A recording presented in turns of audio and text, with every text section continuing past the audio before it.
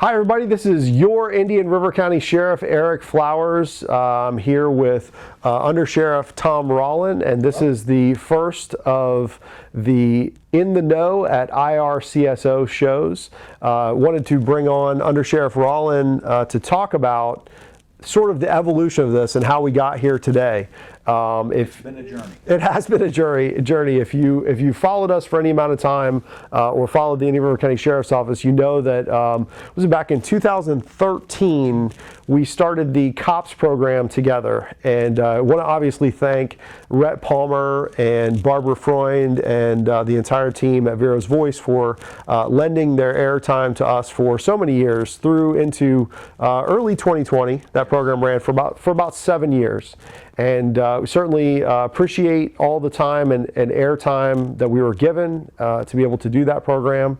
Thom, I know you were only on in the beginning with me. A few years, yeah. I think maybe around 14 or 15, I stepped out because of my duties here at the Sheriff's Office. But. Mm-hmm.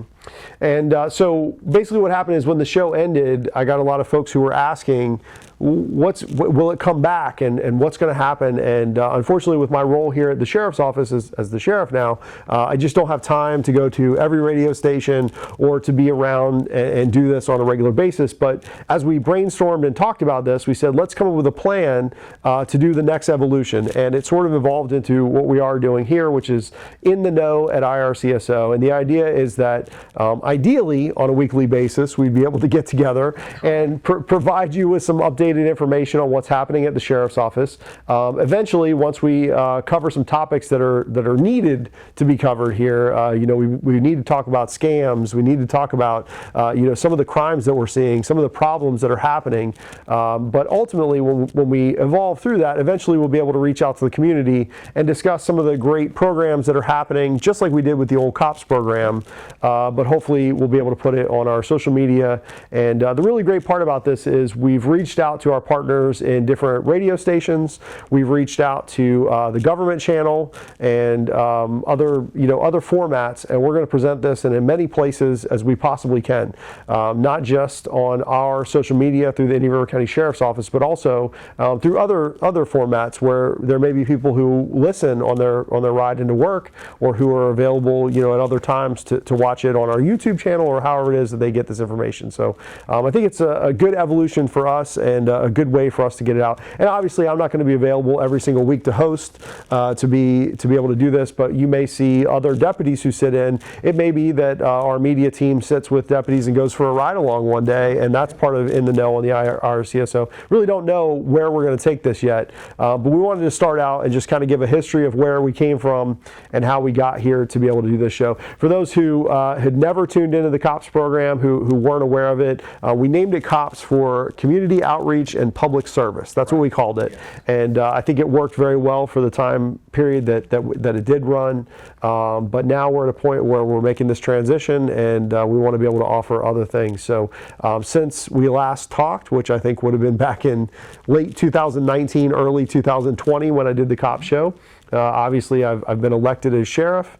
Thom was promoted to undersheriff in January of 2020, and 2021.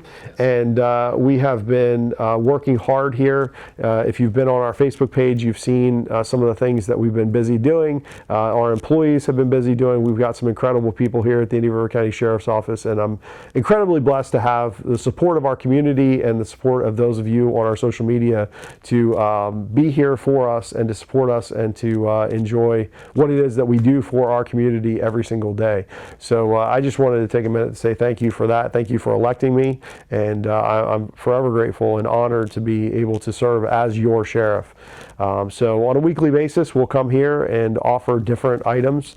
With this particular show today, Thom and I are going to do the first segment, and then we're going to have a secondary segment that'll offer more insight on what's going on here at the Sheriff's Office. But Thom, is there anything that you want to cover? I think, and if folks haven't seen it yet, I encourage them to tune into the 100-day video that was recently posted that you did, and I think maybe that's a good idea that we can kind of recap some of that stuff here today on, just talk about some of the good things that have happened so fast in just 100 days.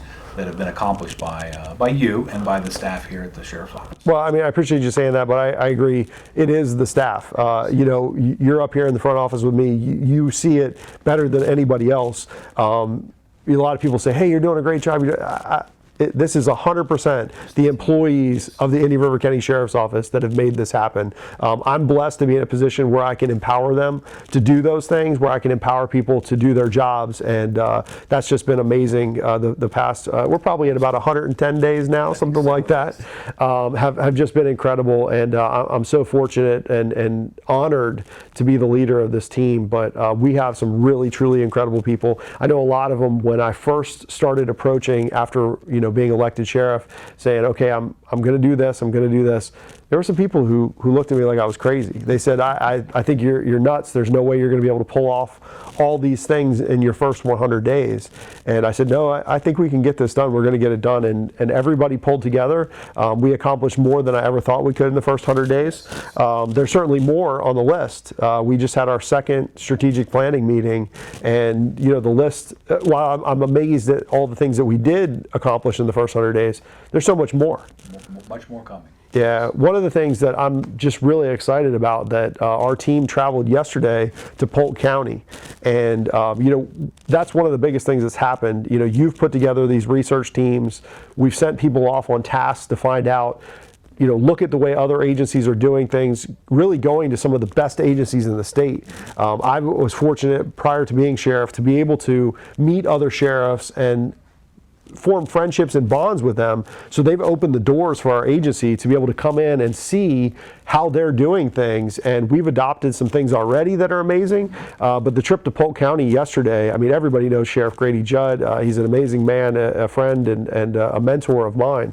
But their real-time crime center, which we're in the process of building, and their dispatch center, we took away some ways that they communicate, but also they've got this live 911 system where inside of the patrol car, they're actually able to hear the 911 calls as they're coming in. So the responding deputy can actually adjust the response based on what they're hearing, and it plots the call. It shows where the call is coming from, if it's a cell phone, which is just incredible technology. I mean, I felt like we made a huge jump, in just even the past 17 years that I've been here in technology, but this is really 21st century policing. It really is. To be able to listen to the 911 call as you're responding to the emergency, to actually hear what's happening and what the caller is relaying, is going to be a game changer. It is. Yeah. And between the Real-Time Crime Center, which we traveled to Flagler to see their Real-Time Crime Center. I traveled to Martin County to see their Real-Time Crime Center. Flagler County has had a 40% reduction in crime as a result of their Real-Time Crime Center. We're in the process of building ours. We're in the process of adding some additional technology. Between that and the live 911 system, I would hope that in the next 6 months to a year, our community would see an appreciable difference in the amount of crime and feel safer. That's the ultimate goal. Yes. By having, and for those that don't know, a real-time crime center, or our version of the real-time crime center, we're taking our crime analysts, which are a civilian component, largely associated with our investigative unit, but we're putting them together and assigning them specific tasks. And literally, as crime happens, as it occurs, they are working behind the scenes to get information out to the field. And a lot of times what they're doing is they're discovering crime as it occurs through social media monitoring and things like that, and relaying that information out to the field. And it's going to be a game changer for sure. And the thing that I've taken away, I mean, I knew that, when I challenged our agency with forming this real-time crime center, I knew that it would take us a little while to get there. But the thing that I'm learning as we're visiting these real-time crime centers and seeing what other agencies are doing is that there's sort of a sweet spot. And if you're too small of an agency, it really doesn't work. And if you're too large of an agency, it's not effective. It helps, but it's not really effective.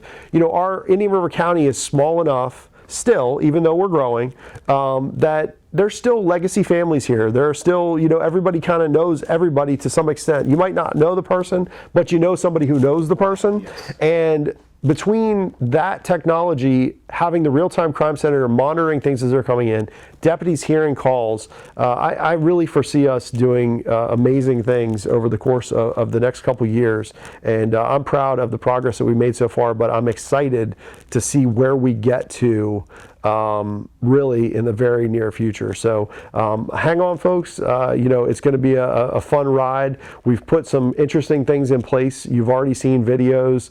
There was a video that went out earlier this week about one of our deputies stopping a vehicle. He was wearing a body camera. You were able to see that body cam footage. We're still in the process of rolling those out, and it'll probably take us a couple months to get them rolled out to everybody, but we're going to get that taken care of.